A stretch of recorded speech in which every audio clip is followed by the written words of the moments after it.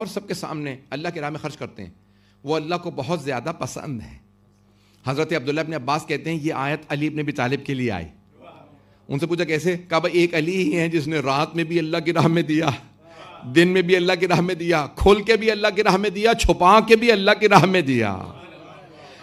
عزیزان گرامی، اب یہ معصوم علیہ السلام جب بتائیں، یہ جو جس نے دیکھا ہو کہ رسول خدا نے کیا فرمایا، آیت کس کے لیے ہے؟ کہ آیت چرا کے کسی اور کو ٹائٹل لگا دینا تو آیت خود بتاتی ہے اس کے لیے نہیں ہو۔ کچھ لوگ پہنچ رہے ہیں، کئی مرتبہ ایسا ہوتا ہے نا کہ آیت ٹائٹل چرایا، آپ نے کسی کو ٹائٹل دے دیا، ٹائٹل خود بتا دیتا بھائی میں اس کے لیے نہیں ہوں۔ نہیں پہنچ رہے لوگ۔ میں مثال کے طور پہ ایک چھوٹا بچہ میرا کرتا پہن لے، میرا قد بڑا ہے، میرا جسم بڑا ہے، بچہ کرتا پہنے کا تو کیا ہوگا؟ کرتا بتا دے گا اس کا نہیں ہوں میں۔ آیت خود بتائے گی اس کے لیے نہیں آئی ہوں، میرا وارث کوئی اور ہے۔ جملے پہنچ رہے جانے گرامی؟ ایزان گرامی، آل محمد علیہ السلام کی عظمت ایسی ہے کہ آیتیں جو ان کے لیے آئی ہیں وہ کسی اور پہ فٹ نہیں آتی۔ اب بہت سے لوگ کہتے ہیں کہ اگر علی ابن ابی طالب کا اتنے مقام ہے، تمہارے مولا کا اتنا مقام ہے، تو اللہ نے قرآن میں نام کیوں نہیں لیا؟ ایزان گرامی، یہی تو کمال ہے اللہ کا، اللہ نے کسی آیت میں مولا کا نام نہیں بتایا، فضائل اتنے بڑے بڑے بتائے ہیں کسی اور پہ فٹ ہی نہیں آتے سوائے علی کے۔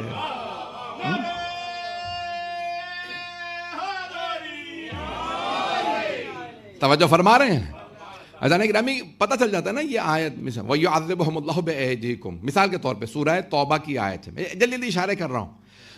اللہ اپنے دشمنوں پہ عذاب نازل کرے گا تمہارے ہاتھوں۔ کون ید اللہ ہے؟ جس کے ہاتھوں اللہ ظالموں پہ، کافروں پہ عذاب نازل کرے۔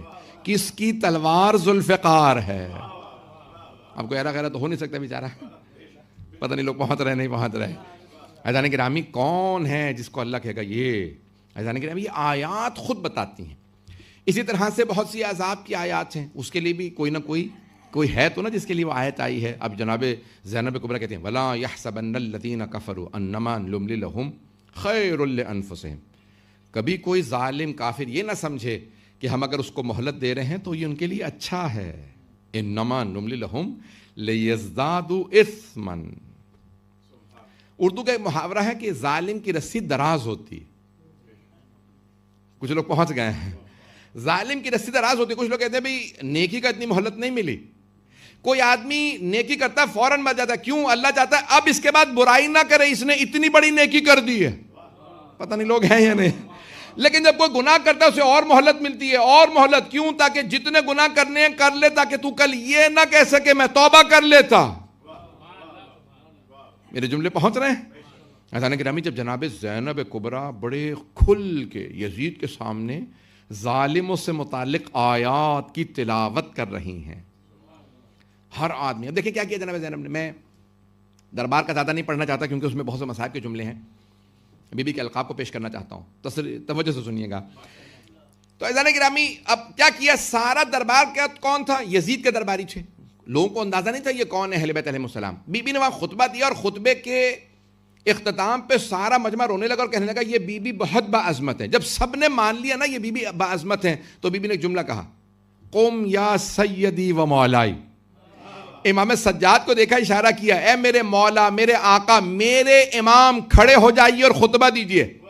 بھئی اب تک وہ درباری مولا سجاد کو نہیں سننا چاہتے تھے، لیکن جب جناب زینب نے کہا نا یہ میرے بھی امام ہیں، تو سارے دربار نے کہا وہ جو اس بی بی کا امام ہے ہم اسے سننا چاہتے ہیں۔ اللہم صلی علی محمد۔ توجہ فرما رہے ہیں عزیزان گرامی؟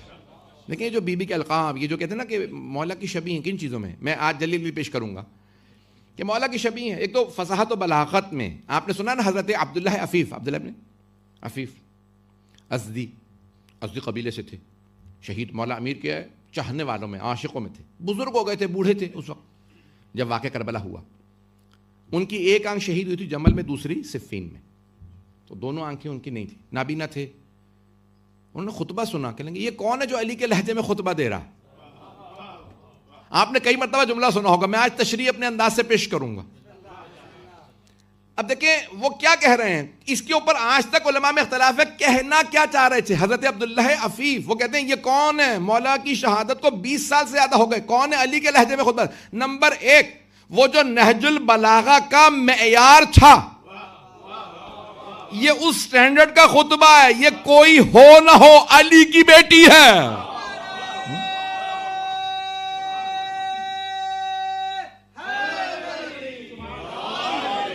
توجہ فرما رہے ہیں تو ایزان گرامی تو بی بی کی فصاحت و بلاغت نہج بلاغہ کے معیار کی تھی۔ دوسرے توجہ، آپ جانتے ہیں نا تخت پہ کون تھا؟ عبید اللہ ابن زیاد، ملعون، یعنی ملعون ترین آدمی تھا۔ یہ واحد آدمی ہے جس کو ائمہ علیہ السلام نے صرف ایک نام سے نہیں، ماں اور باپ دونوں کا نام لے کے لعنت کی، وابن زیاد وابن مرجانہ تھا، ماں کا بھی نام لیا، باپ کا بھی۔ ابن مرجانہ کون ہے؟ یہی عبید اللہ ابن، اس کا شجرہ بھی نہیں پڑھ سکتے ممبر سے۔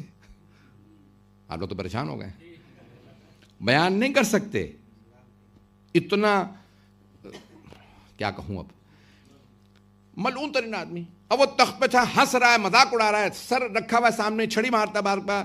جناب زینب کو کہتا ہے کہ اللہ نے تیرے بھائی کو مار دیا۔ بی بی نے اس وقت جملے کہے، اللہ لعنت کرے میرے بھائی کے قاتل پہ۔ وہ جو ہنس رہا تھا نا اس کا موڈ آف ہو گیا، غصے کا تو تیز تھا، غصے میں آ گیا، کہنے لگے لعنت کیوں کر رہی ہیں آپ؟ بی بی نے کہا تجھے کیا تکلیف ہے، اپنے بھائی کے قاتل پہ لعنت کر رہی ہوں؟ اسے پتا تھا اسی پہ لعنت آ رہی ہے۔ توجہ دیکھیں جناب زینب کے الفاظ کتنے گہرے ہیں۔ اب وہ دیکھیں سارا ماحول بدلنا چاہ رہا ہے، جملے کو سن لیجئے گا۔ اب میں نے کہا نا کہ وہاں پہ کیا حضرت عبداللہ کون ہے یہ جو علی کے لہجے میں خطبہ دے رہا ہے؟ توجہ، ہاتھ جوڑ کے جملہ پیش کر رہا ہوں میں اس انداز سے۔ آپ جانتے ہیں نا کہ رسول خدا سے صحابہ کرام نے سوال کیا تھا کہ یا رسول اللہ آپ عرش پہ؟ ہاں میں معراج پہ گیا، یہ سب رسول خدا نے بتایا میں معراج پہ گیا۔ تو خالق نے آپ سے کلام کیا؟ کہاں؟ کہا اللہ نے کیسے، کس زبان میں کلام کیا؟ توجہ، کہا عربی زبان میں۔ کہا کس لہجے میں؟ کہا علی کے لہجے میں۔ کہا علی کے لہجے میں کیوں؟ کہا میں نے بھی خالق سے پوچھا یا رب انت کلمنی ام علی، پروردگارہ تو مجھ سے کلام کر رہا ہے یا علی؟ کہا انا کلمتو، کہا میں کلام کر رہا ہوں۔ کہا علی کے لہجے میں کیوں؟ کہا حبیب میں دلوں کے بھید جانتا ہوں، آپ کے دل میں جو سب سے قریب ہے وہ علی ہے۔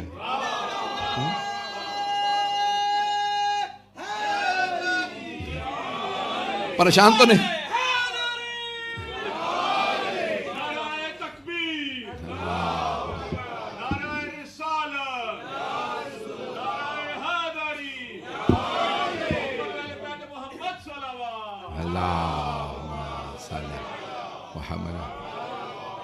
توجہ فرما رہے ہیں نہیں؟ آپ کے دل میں سب سے قریب علی، اس لیے میں نے علی کے لہجے میں کلام کیا تاکہ آپ کو اضطراب نہ ہو۔ توجہ عزیزان گرامی، عرش پہ اللہ نے علی کے لہجے میں کلام کیا، فرش پہ زینب کبریٰ نے۔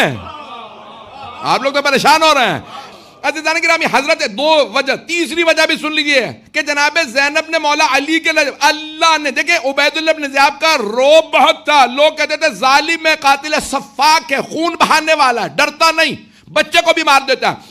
اللہ نے جناب زینب کی آواز میں اتنا روب دیا عبید اللہ ڈر گیا۔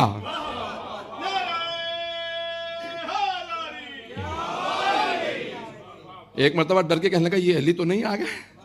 میرے جملے پہنچ رہے جانے گرامی۔ اب اس کی جرت نہیں تھی کہ جناب زینب پہ کہتا کہ تازیانہ اٹھائے، کیوں کہ اتنا مولا امیر کی آواز بہت گرج برس والے، جب مولا کہتا نا اللہ اکبر، وہیں پہ بڑے بڑے لوگوں کا پتا پانی ہو جاتا تھا۔ پتہ نہیں لوگ پہنچ رہے ہیں نہیں پہنچ رہے۔